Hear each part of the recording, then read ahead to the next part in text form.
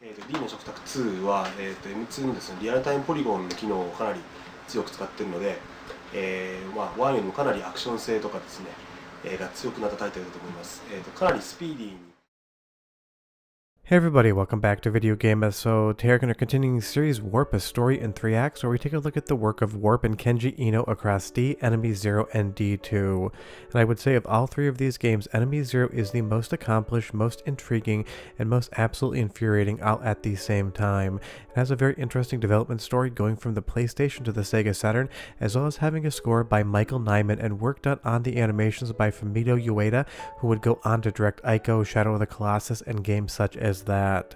This is a very intriguing horror experience that gets rid of the Dracula and kind of medieval theming of D and goes straight to the alien's jugular.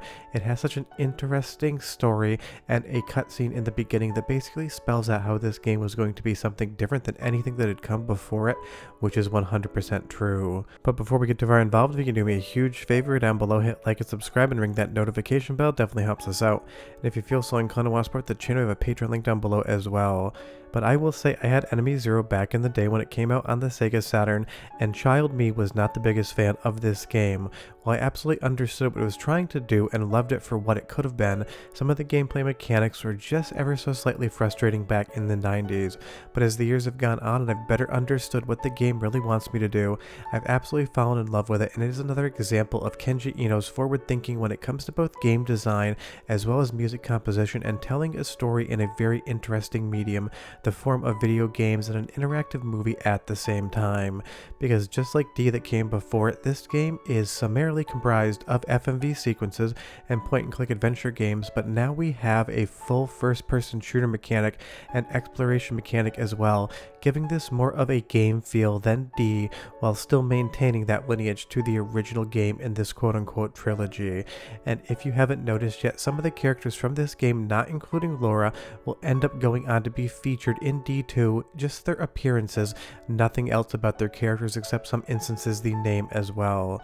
But once we watch the intro cutscene, we jump right into Laura and we're back in that classic D gameplay structure. You're going to be looking around the environments, trying to find items that are going to help in your quest, and basically just navigating around to try to find interesting hotspots to interact with. And this is a very good design standpoint because it ties in D before it. Kenji Eno and the team at Warp were clearly intrigued by this pre-rendered video, in this instance working on a much more powerful system than when they had that for the original D, but they still married that gameplay mechanic together with the first-person shooter element, so it kind of progresses the overall structure of what Kenji Eno was trying to make as a game. I will say that you need to search every screen thoroughly to find all of the items in the game, because once you get enough into the game, you do not want to backtrack if it's absolutely not necessary.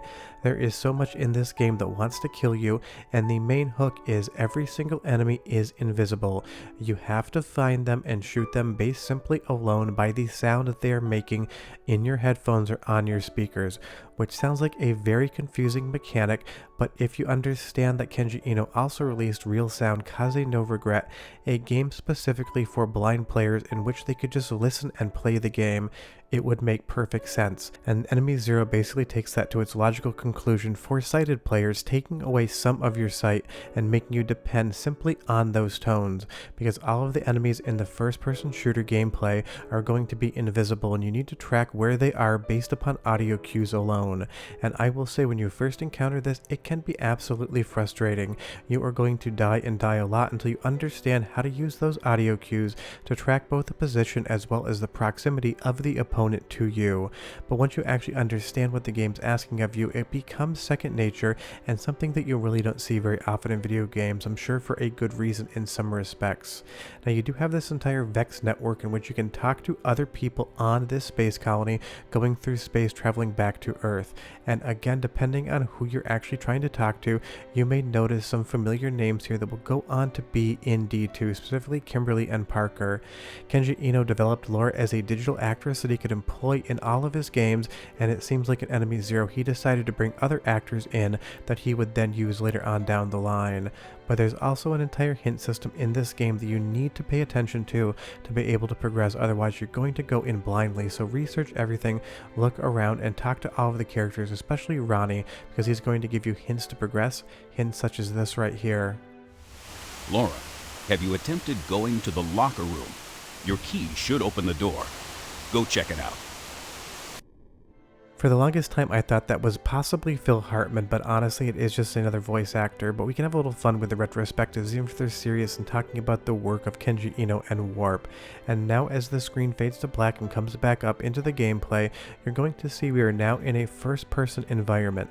This game has real-time gameplay where something like D did not. This is a new extension of that interactive movie in which now you have a lot more interactability in the actual gameplay. You do get a map on the Vex station, but honestly, once you get into first-person mode, you're going to have to just navigate around blindly at the beginning until you understand the layout of the space station you were on. But this was a very smart design decision. If Enemy Zero had been nothing but D in space, I think people would have enjoyed it, but it probably would have reviewed a little bit worse just based upon the fact that we had already seen something like that. And this game did quite well in the market, selling over 700,000 copies on the Sega Saturn. And interestingly, it was supposed to be a PlayStation exclusive, but what happened was Kenji Eno went to a Sony press conference, revealed the trailer for Enemy Zero, and then at the end the PlayStation logo morphed into the Sega Saturn logo on stage at a Sony press conference. This was down to the fact that Sony did not print enough copies of D on PlayStation 1, even though they guaranteed him they would, and he ended up losing money as a company because they had run out of discs. They could not even fulfill the pre-orders for the game, so it was Kenji Eno's sense of humor just basically saying fuck you to Sony that made him go onto a trade show floor and morph the logo into the Saturn at the end. And that is just classic Kenji Eno. If you read stories about him or if you've ever talked to him, he was a personality who did what he wanted when he wanted and made the games he wanted as well. And that's how you end up with something like Enemy Zero. And the fact that Fumito Ueda worked with him at Warp makes total sense, because if you've ever played Ico, Shadow of the Colossus, The Last Guardian, you can follow that DNA from Warp to something like his games. They are very unique, and even if they're not all in the same gameplay genre, the sense of storytelling, the sense of silence in those games, just the overall environments and what they are trying to do with them does harken back a lot to Warp with D2, D, and Enemy Zero for sure. So it's a really interesting lineage from one game series to another. But as we progress further into the game, again, even though you get the first-person shooter elements, for the most part this is still more of a point-and-click adventure game in full motion video. And once you get into the full motion section of the game, you know you are safe, which is a really interesting dichotomy in gameplay styles, giving you one portion of the game where you know you're safe and you can explore to your heart's content, and giving you a first-person segment once the enemies start coming for you. You know that around any corner your death could be coming, and if you haven't saved recently, you're going to lose a lot of progress. And you add to the mix this really ephemeral soundtrack in the background, and it is terrifying. Listen, and I'll be right back with a lot more Enemy Zero.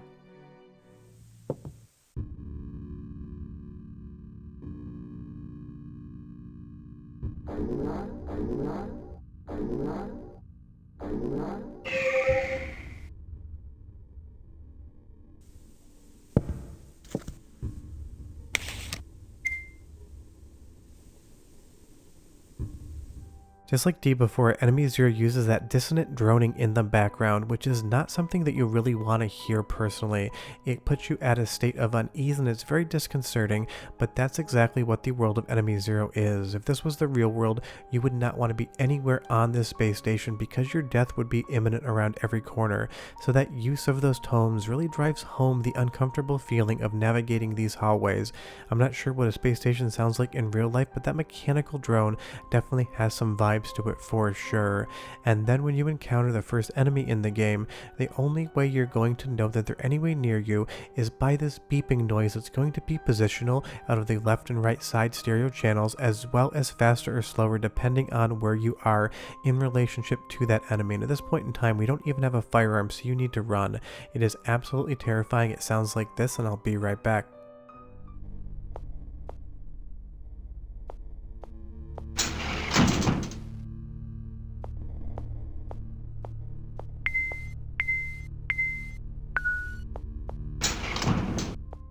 When you hear that beeping, that is the game's indication to tell you you should not be there, and if you are going to die. Honestly, until you get the firearm, once you hear that beep, the best thing to do is just to absolutely turn around and try to avoid that area at all costs, but there is one situation in which you need to go through that area without a firearm to actually progress the story. Now I will say every once in a while, Enemy Zero gives you a puzzle that really isn't well explained. You need to press 3 out of 5 buttons here to be able to turn this panel on, and I don't believe the game ever gives you a hint as to what you're supposed to do other than the fact that there's 3 boxes in front of you with 3 power switches. It's not too hard by random choice to get this right, but it is one situation in which I feel like it does employ a little bit too much adventure game logic, which is to say you're never quite sure how you solve the puzzle, you just know that you have done it. But that is a very small complaint in an otherwise amazing game.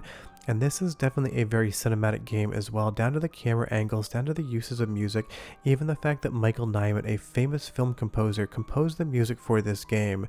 Now unfortunately, the segments that I tried to let you listen to in the first edit were copyright flagged, so I'm not going to be able to let you listen to those, but interestingly enough, some of the music for this game that was composed by Michael Nyman was reused for his own score in exhibition of Man with a Movie Camera.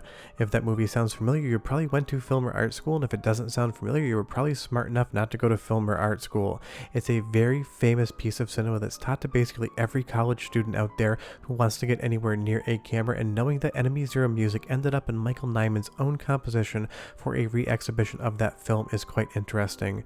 But now we are just blindly running through these hallways trying to find a door with no fire on us whatsoever, with that beeping coming. We are basically running for our lives, and the game definitely puts you in situations where it's sheer panic just trying to navigate these hallways as the lights are flashing on and off and you know something is hunting you down. The sensation of that hunt, knowing that you're the prey not the predator, is terrifying, especially when you don't want to lose progress in the game. But one more sound sample, because this does have a little bit of music. Listen, I'll be back with more details about the game.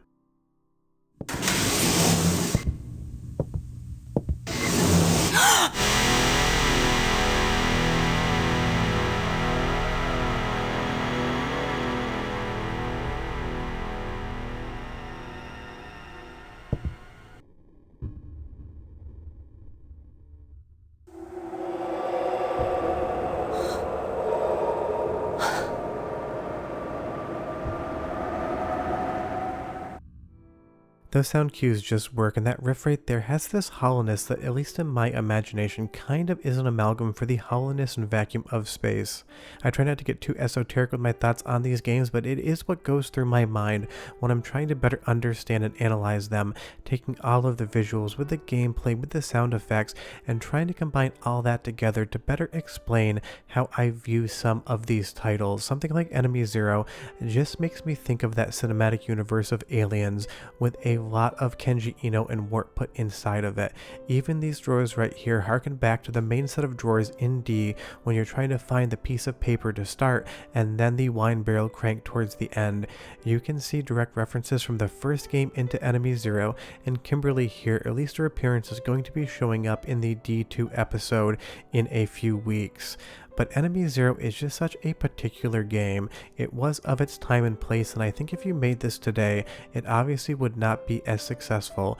Even if you did this in pure first person, this just feels like a very interesting game that we don't see that often anymore. It's not really about the combat, but it is there to give you more gameplay mechanic. It is more about this sense of exploration. The walking simulator as a genre has gotten very big in recent years, maybe almost to the point of oversaturation, but these games in some ways kind of feel like a precursor to that walking simulator, where your adventure through the environment and the story is the paramount thing of importance, and the actual gameplay or combat definitely take a back seat. There's more gamification, for lack of a better term, in Enemy Zero than there ever was in the original D, but when we go to D2, that's probably the game that gives you the most traditional gameplay, along with these more point and click adventure game aspects to it as well. And there she is, Kimberly, who you will see very shortly in the retrospective on D2, which may very well be the most interesting one of this set of retrospective I'm doing here, and I love absolutely each and every one of these. And I understand these type of videos are deep cuts and they might not be for everyone, but these are kind of for me, not for you. Of course, there's going to be a lot of people out there that enjoy them, but I just really wanted to take a deep dive into one of my favorite game creators of all time. Now I'm going to let you listen to the next segment as we run through the hallways trying to avoid the unseen monster hunting us with no way to defend ourselves, and get a sensation of just exactly how anxiety inducing this is.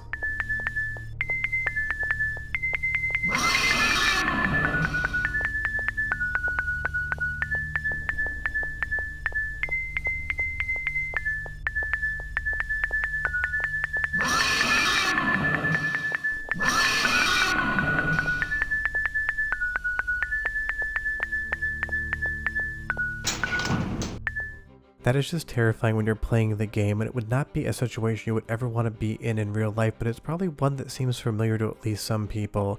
A long time ago, when I was a coach on the Glaciers in Whistler at the Summers coaching X Games athletes, I was walking back from a bar late at night around 2:30 in the morning, and I could hear on the road back to the condo, it was a dirt road, something in the woods basically following me. It sounded heavy, it was breaking branches, I could not see it, and to this day I think I was being stalked by a bear through the woods, and my heart was absolutely racing the entire time. I sprinted home faster than I've ever probably run in my life, and when I play something like Enemy Zero today, that's the #1 memory that comes to my mind, and that's how effective this game is. A situation that has nothing to do with video games or Enemy Zero or Kenji Eno or Warp in and of itself can just absolutely tie back into that emotion of being hunted, stalked, and not knowing what is following you, but knowing it is there. And that is why Enemy Zero is so effective. It builds this entire world and atmosphere around you and gives you all of the audio and visual clues to understand exactly what's happening in the world, even if it's not a world that you would want to be in. As we get into the next crew member's cabin here, you are going to see that his skull is absolutely obliterated in front of you, gore and gray matter directly splattered across the table for everyone to see. And what you need to do next is one of the most interesting and I think unique moments of Enemy Zero.